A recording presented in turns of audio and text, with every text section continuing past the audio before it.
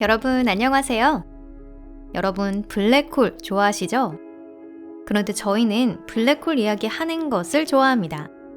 그런데 놀랍게도 그 블랙홀에는 어떤 종류가 있는지에 대해 자세히 말씀드린 적이 아직까지 한 번도 없었던 것 같아요. 자, 여러분, 여기는 토픽입니다. 드디어 그걸 바로잡을 때가 왔습니다. 이 영상을 보시고 나면 모든 것을 알 수 있습니다. 그럼 시작할게요.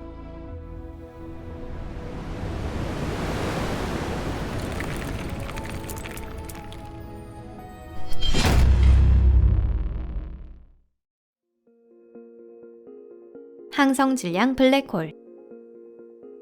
일반적으로 블랙홀이라고 하면 떠올리는 것이 바로 이 유형입니다. 가장 일반적인 블랙홀이고 가장 활발하게 연구되고 있습니다.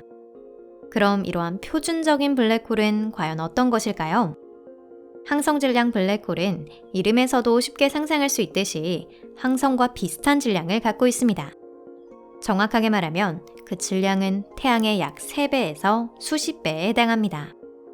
항성질량 블랙홀은 충분한 질량을 가진 밝은 항성이 불타버린 후 균형을 잃고 초신성 폭발과 함께 생겨납니다. 항성의 대기와 외피 물질은 우주 공간에 흩어지며 코어는 붕괴되고 특이점이라는 단 하나의 점으로 수축합니다.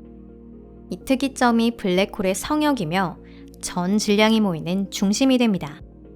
물론 블랙홀이 존재하는 동안에는 우주의 먼지나 가스를 흡수함으로써 약간 몸집이 커지고 때로는 블랙홀에 떨어지는 천체를 통째로 흡입하기도 합니다.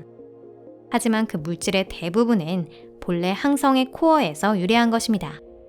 당초 모델에 따르면 블랙홀은 정적이고 자전을 하지 않는다고 되어 있었습니다. 털없음 정리라는 가설이 제창된 것도 바로 이 무렵인데요.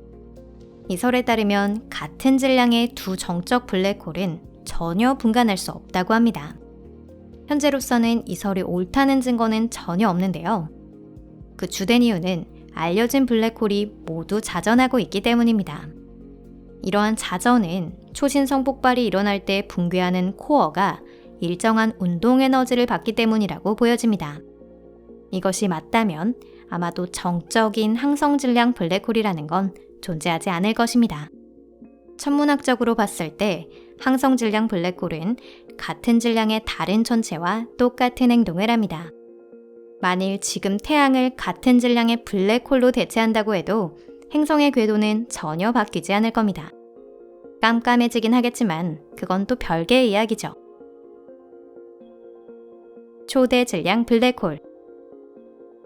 초대 질량 블랙홀은 역시 그 이름에서 알 수 있듯이 태양의 수십만 배 이상이라는 아주 방대한 질량을 가진 블랙홀을 말합니다. 질량의 상한선은 없는 것으로 보여지고요. 태양의 수백만 배, 수십억 배 또는 그 이상에 이를 수도 있습니다. 일반적으로 초대 질량 블랙홀은 은하 핵에 있지만 모든 은하에 있는 것은 아닙니다. 참고로 우리 은하계에는 존재하고 있습니다. 초대 질량 블랙홀이 어떤 경위로 출현하는지에 대해서는 아직 정확하지 않은데요. 이 정도의 질량을 가진 항성은 존재하지 않습니다. 어쩌면 은하가 태어날 때 가스와 먼지의 거대한 구름이 붕괴되어 태어나는 것인지도 모릅니다. 현재 우주에서는 더 이상 은하가 형성되지 않기 때문에 가까운 장래에 새로운 초대 질량 블랙홀이 출현할 일은 없습니다. 초대 질량 블랙홀은 은하의 주춧돌로서 은하의 중심에 위치하고 있습니다. 그 주위에는 은하 핵이 형성됩니다. 게다가 그 주위를 은하에 속하는 모든 항성이나 성운 및 기타 천체가 돌고 있습니다. 다만 총 질량의 대부분을 항성이 차지하는 항성계와는 달리 은하의 총 질량에서 차지하는 초대 질량 블랙홀의 비율은 그리 높지 않을 수도 있습니다. 현대 과학으로 알려진 천체 중 초대 질량 블랙홀은 단독 천체로는 가장 질량이 큰 것으로 알려져 있습니다. 또한 몇몇 가설에 따르면 초대 질량 블랙홀은 이 우주의 앞날을 명확하게 보여준다고 합니다. 우주의 팽창은 언젠가 수축으로 돌아선다는 이론이 맞다면 이후 온 우주는 붕괴되어 하나의 거대한 초대 질량 블랙홀이 될 것입니다. 머지않아 그 특이점은 새로운 빅뱅을 일으켜 폭발하고 완전히 새로운 우주가 탄생합니다. 이는 우주의 탄생과 죽음이라는 큰 사이클입니다. 우리는 지금 몇 번째 우주에 살고 있는 걸까요? 우주는 몇 번이나 붕괴와 팽창을 반복하고 있는 것일까요? 그건 아무도 알 수 없습니다. 원시 블랙홀. 관측 결과 과학적으로 밝혀진 현상에 대한 설명은 여기까지 하고 다음으로 순수 이론이나 모델 영역으로 이야기를 옮겨보겠습니다. 하지만 과학자들이 가설상의 존재를 예측한 천체가 뒤늦게 정말 발견되는 경우는 흔합니다.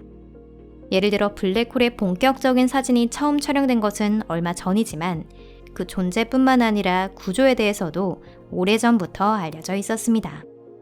원시 블랙홀은 초신성 폭발이나 성간가스의 붕괴에 의해 형성된 것으로 질량도 다양합니다.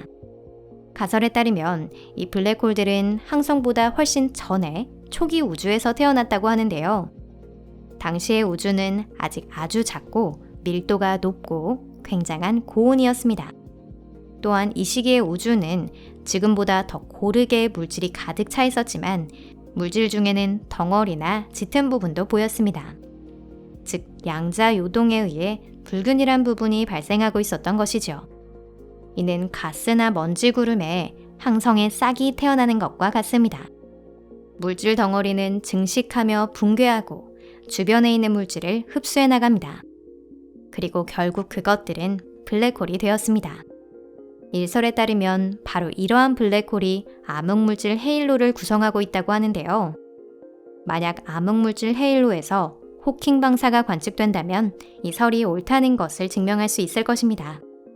유감스럽게도 아직까지 그런 것은 확인되지 않았지만 단순히 관측기기의 성능이 낮기 때문일지도 모릅니다.